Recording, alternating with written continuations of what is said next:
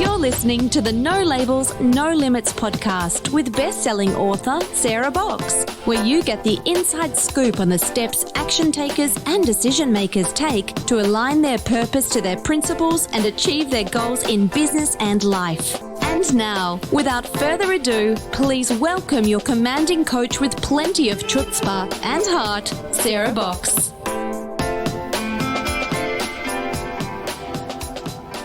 Hi there, podcast listeners. This is Sarah. Thank you so much for downloading this episode of the No Labels, No Limits podcast. And this, as you know, is a podcast all about shedding limiting labels and beliefs so all of us can lead fulfilling, meaningful, and purposeful lives. And those of us at No Labels, No Limits, we appreciate you walking alongside us on this journey of living with no labels. I believe, without a doubt, we are each capable of more than we imagine. So I think you will find that our guest today is going to prove my point. And I really hope you enjoy my interview with Laura Buhl. Now, Laura is an e-commerce expert. She is the founder of eCommerce Boss Babes, a thriving online community for females in e-commerce. And Laura works with businesses to help them grow to 7 figures, some beyond, by selling products successfully on Amazon. Now, Laura used to be a single mom who backpacked with her little one. This was at a time when she was just getting started in the e-commerce space herself. And she's also traveled for many years and lived on 4 different continents. Laura says it's important to do things even if you feel scared. Dream big, no matter what others feel is realistic. So with that, let me welcome our guest, Laura Buhl. Laura, welcome to the No Labels, No Limits podcast. Hello, Sarah. Thank you so much. It's really great to have you on the show. And as I mentioned in our kind of pre-recording phase, there are a lot of questions I have about what you do. But before we get started with all of that, I'd like to ask podcast guests if there's something that they do every day that keeps them heading toward their own big vision or goals for what matters in their lives. I really need to have a structure because I have an ADD mind, and otherwise I get very unfocused and all over the place. So yeah, I do 2 things. Once a week, I'm going to pre-schedule the whole week. So I block schedule my calendar to know what I have to do each day. Otherwise, if I don't know beforehand, I'll be just like, oh, okay, let's just do something. And I'll be very unproductive. So I always have to pre-schedule everything. And I do journal every day. Journaling is something that helps me find clarity.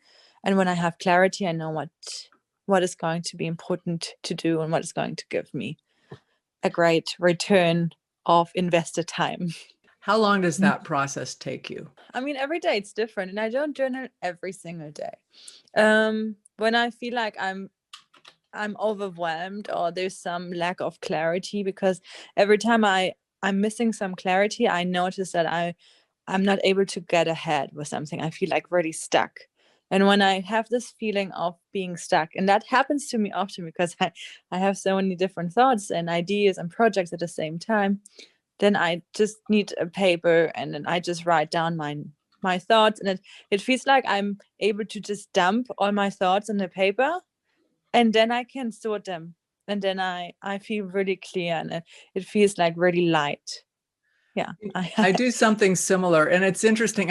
You made me laugh when you said you have an ADD mind. I do. I don't know that I would call it that, but I must like the shiny penny thing, so that overwhelm sense. And even if you know how to do what you're doing, you're so right that when you write it down, it's really much simpler to look and go, what's necessary, what's not, what's that even in there for? I don't even know why that's on my mind. It does help kind of filter and sort and then reduce overwhelm. I also think that when you do that, or when I do that, I just feel better about the day overall because I was clear about my intention and what I wanted to accomplish, and not all of it is a task. Yeah, absolutely. It really makes it clear as well what I did spend my day on, and it helps me feel like, hey, this was a really great day. It So does. yeah. And then do you ever go back and just look at like either at your pre-schedule or your journal and see what you learned like over 3 or 4 days or a week or two? Yes, and sometimes I'm super surprised because I used to not have any schedules at all because I was like always wanting to be like free spirited and no restrictions at all.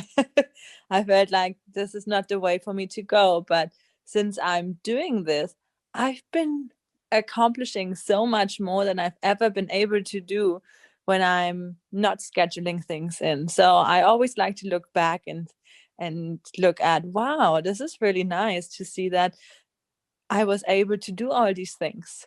Yeah, so it Yeah. makes me feel really happy. It's an irony that the more you schedule, right? Not necessarily like so you're crazed out, but the more you schedule and block, the more freedom it feels like you have.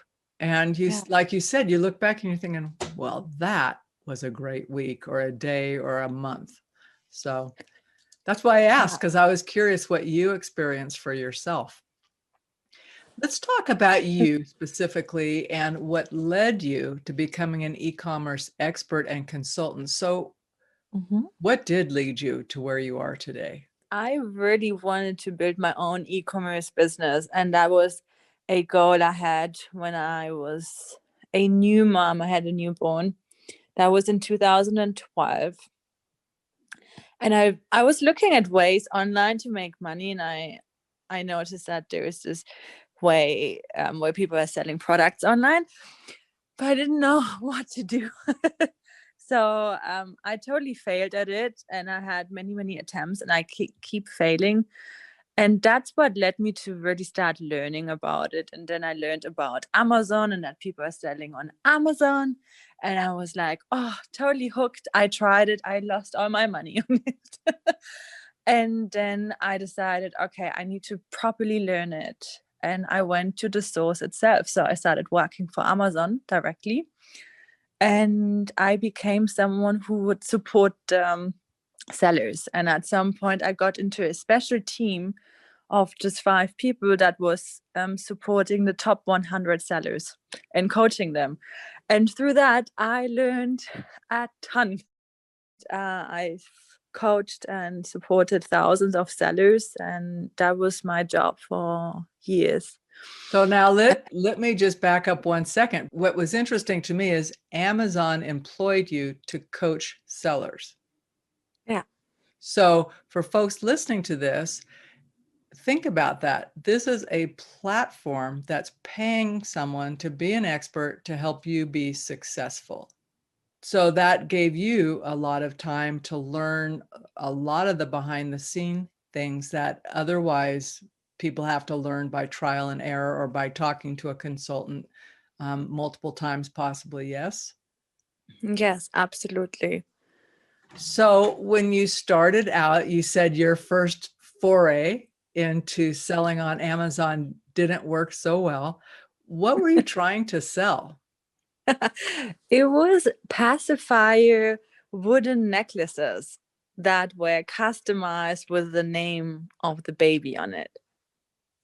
This is something that people in Germany really liked. And at that time, I was living in Asia, in Singapore specifically. And I thought, oh, this is a perfect idea. And this is what I'm going to sell.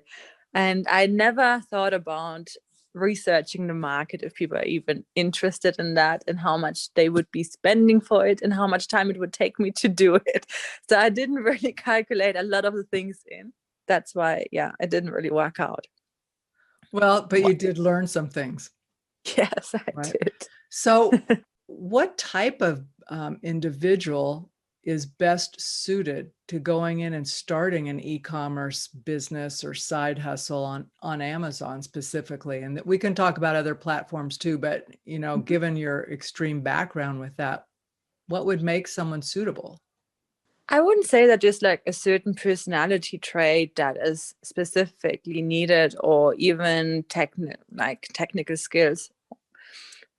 What is needed is the ability to stick through when it doesn't work out, and being resourceful enough to build up a business and follow rules. Like, you can't go and start an online business and do random things. There's always a system that works, and you need to follow a system. And what I find that many people get stuck in, they put their emotions too much into it, and they get attached with product ideas. And even though when we try to validate them with data, and if it makes sense to sell such product, they will still want to go for it because they themselves are convinced it's going to work. And oftentimes that is what leads them to failure, unfortunately. So there's a mix of following a system and being resourceful. Let's say the right person who meets kind of those characteristics, right? They're going, I'll stick with it. I'll follow a system. I just want to be successful. And if I hit a roadblock, I'm going to, do what I can to figure it out or reach out for help. What are some of the first steps? You talked about even knowing what to sell, right? So if I were that person, how the heck would I figure out what type of product I should be selling? Yeah. Finding the right product to sell is the most essential part when it comes to selling a product successfully on a platform like Amazon or Etsy or similar platforms, because in the end of the day, those platforms are like search engines. So you should be selling something that people are searching for. But at the same time, you should be selling something that isn't offered that much, so you wouldn't be able to compete. So it needs to be like that golden middle. I'm not sure if you say that that way, but the product needs to have demand, but still be niche enough so it doesn't have too much competition. So you're able to enter the market. And I do have like a success formula where I say, okay, you need to find the market that there's demand for it.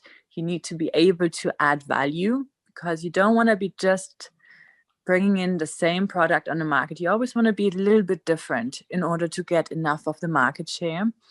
And then you want to be able to rank, because on Amazon, the only way to really sell something is by being on page number 1 when someone types something in that fits the product. If you select the right product, even if you're not really good in SEO and all the other things, you still have a really good chance of succeeding. But the other way around, if you have a really bad product selection, it doesn't matter how great you are in ranking, SEO and all that tactics, because if the product isn't the right one, it's still not going to work. So the most essential part is really the product research. Okay. Now you kind of talked a little bit about how we know the right product. How would you know if there's enough margin to make it profitable for you? Okay, so I would do a few different things. There's software that is going to allow me to see what the sales estimates are. So I can search for a pacifier necklace, for example, on Amazon and see how much are the competitors selling. I would always want to see that someone else is at least selling a similar product. So I see that this sort of product would be able to be sold in the first place. And then I want to see what is the price roughly. In the next step, I would then contact a supplier. For what price can I buy this product? And I would always look for a ratio of 3 times. So if a product sells for $15, I would want to have the product sourced for $3 roughly, maximum $5. So it shouldn't be taking more than 33%.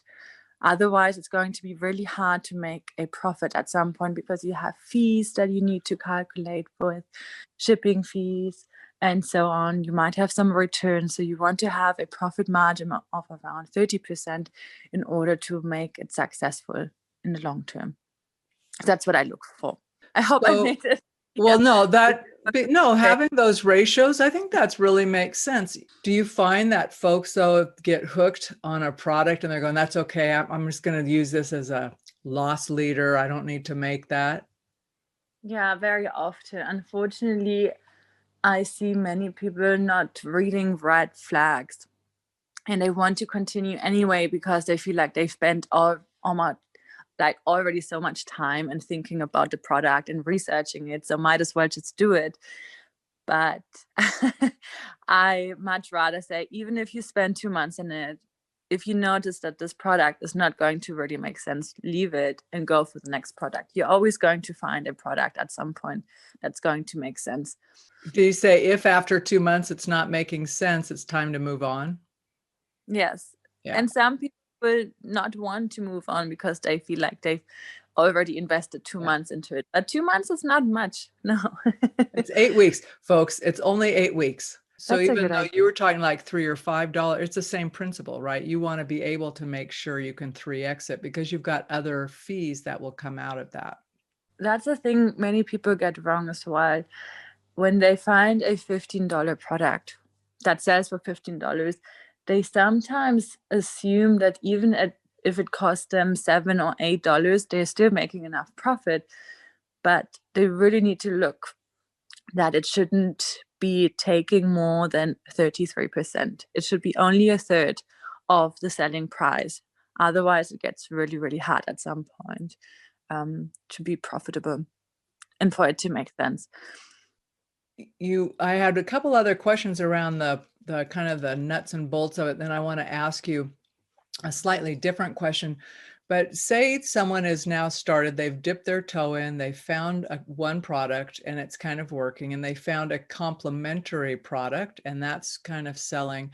Now, is it important for that person to continue to have products that align with their other kind of things they're doing?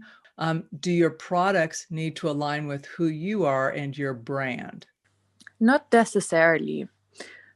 You could have multiple brands and sell products in all different categories. You could have a brand that is for gardening, and then you could have like an indoor fitness brand. And none of your buyers might even know that.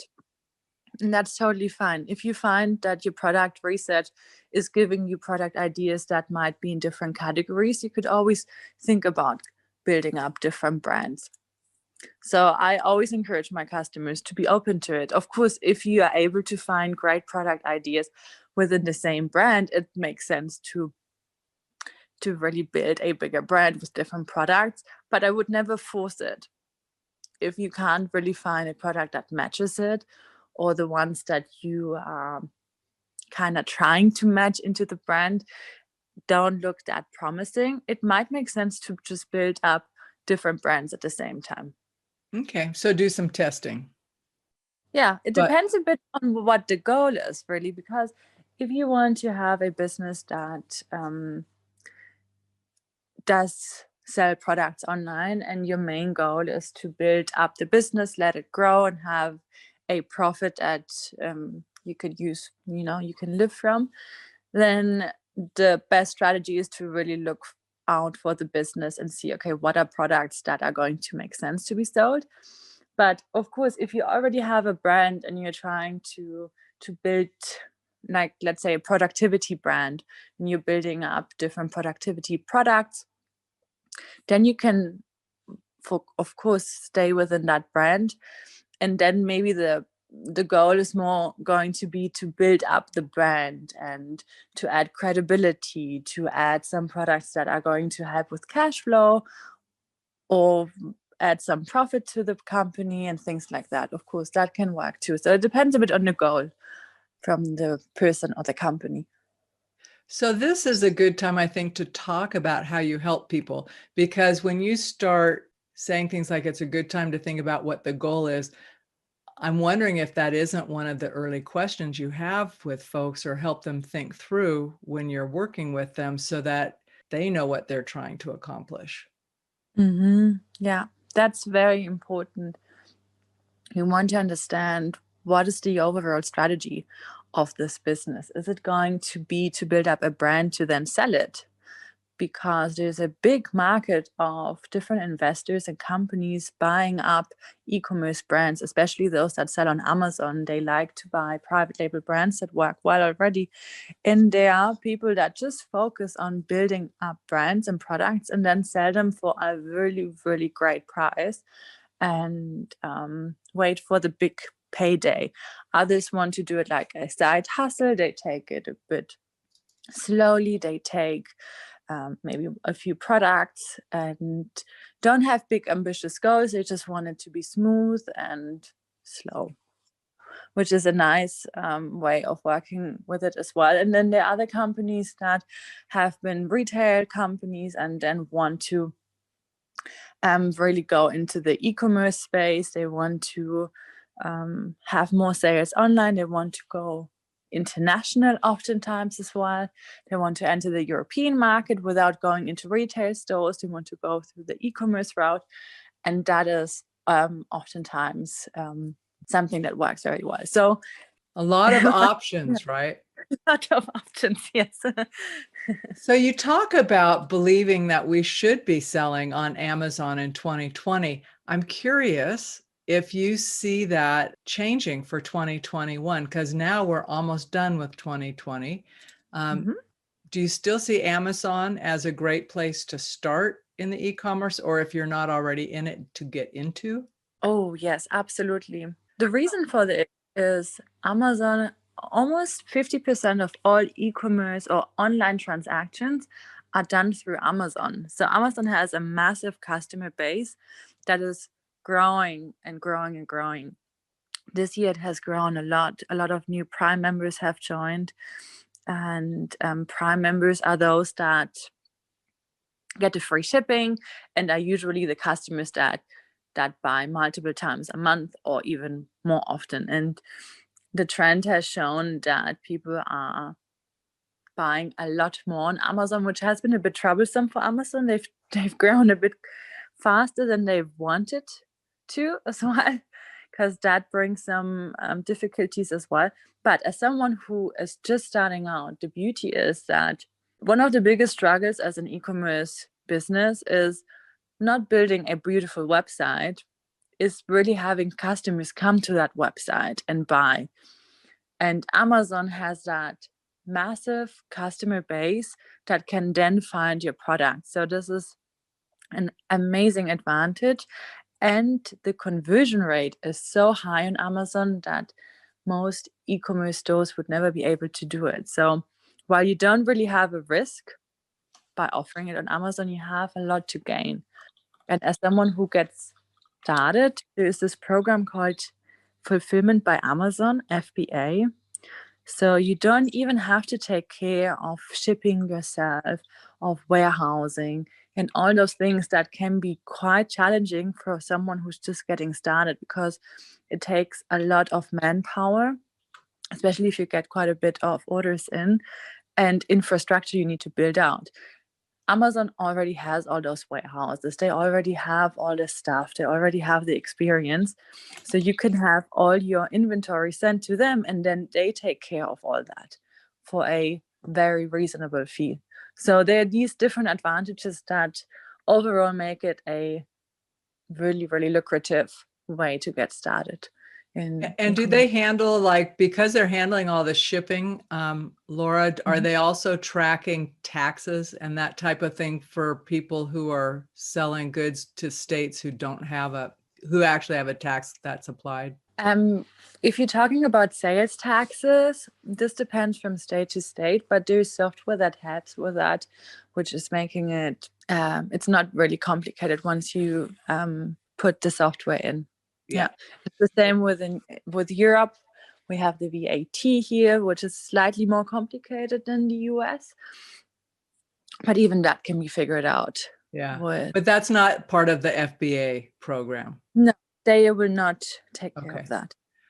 So they might, future. They are rolling on more things. They have. I mean, and when you said that all the shopping that goes on there, you're right. You go and you look and see if it's there, and and it's helpful to decide, are you buying e-commerce or are you going to go local? And it just depends on where you are and what's available. So let's talk a bit about, your boss babe work. A little bit, describe that. Mhm. Yeah, this year during the Corona lockdown in April, I was working with some of my customers. E-commerce really boomed this year, but I got a lot more time to reflect. And it was a time where I really spent getting in touch with what I really want to do. And I had like a little bit of a crisis of what do I really want to do? I didn't feel fulfilled with the clients that I had. And I noticed one common theme that I mostly only worked with male-owned businesses. And I always wondered, where are the women? Like I would love to see more female-owned businesses succeed on Amazon. And I found I was wondering why is it missing? And I'm part in many Facebook groups on Amazon about Amazon on Facebook. And I noticed that when women ask questions, sometimes men were like mansplaining and they were like laughing about the question. So some did not really dare to ask. So I was like, okay, I'm going to start a group for women and I'm going to help more women to get started in e-commerce and get started selling products on Amazon. So yeah, that's what I then started in May, June, and the group has grown to 10,000 women by October. So just in a matter of a few months, it grew really, really quickly. And yeah, it's really exciting. Yeah.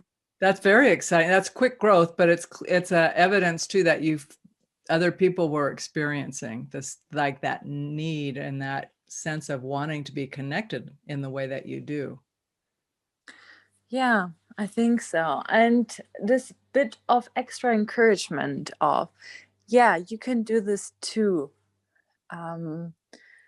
And I then started with beta groups and helped them with like a 12-week program from going from zero to launching a product.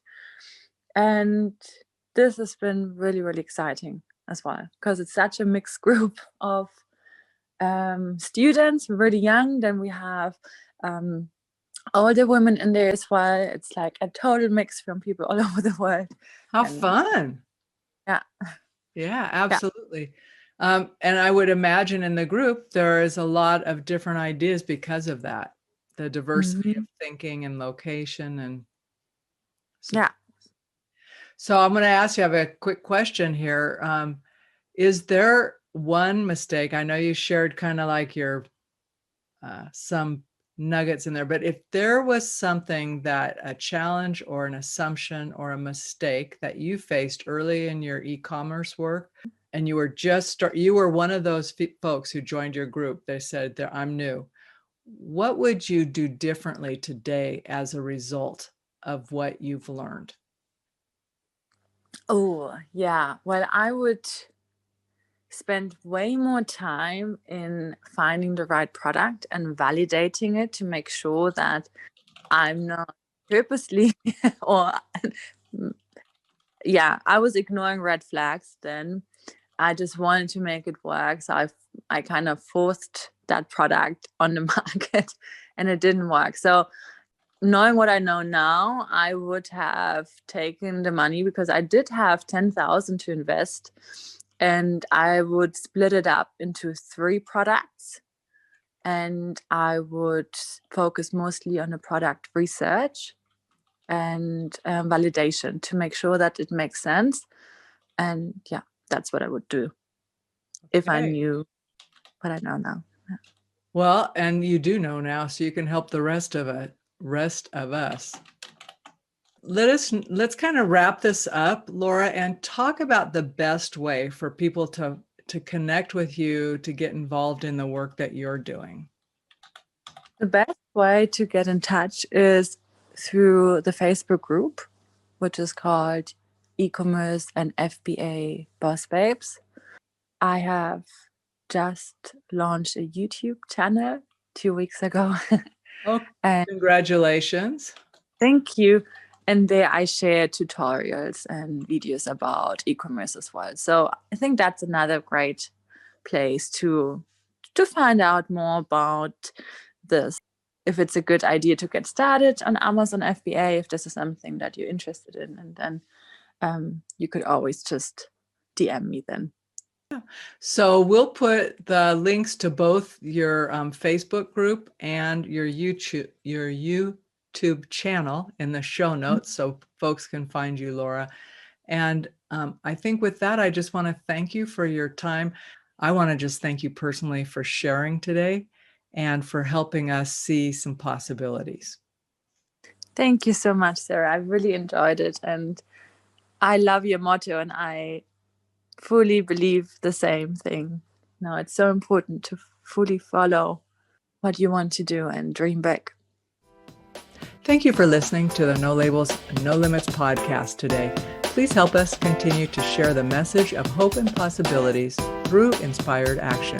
To do that, visit sarahbox.com, No Labels, No Limits podcast, and click on the cup of coffee icon. That will take you right where you need to go. We'll see you next week. You've been listening to the No Labels, No Limits podcast with best-selling author, change agent, and strategic vision coach, Sarah Box. You can grab the show notes and find out how to work with Sarah at sarahbox.com/No Labels, No Limits podcast. We'd love this podcast to reach as many people as possible. So please remember to rate, leave a 5-star review, and share the podcast with someone you think would get value from this conversation. Until next time, keep taking those daily action steps to align your purpose to your principles and achieve your goals in business and life.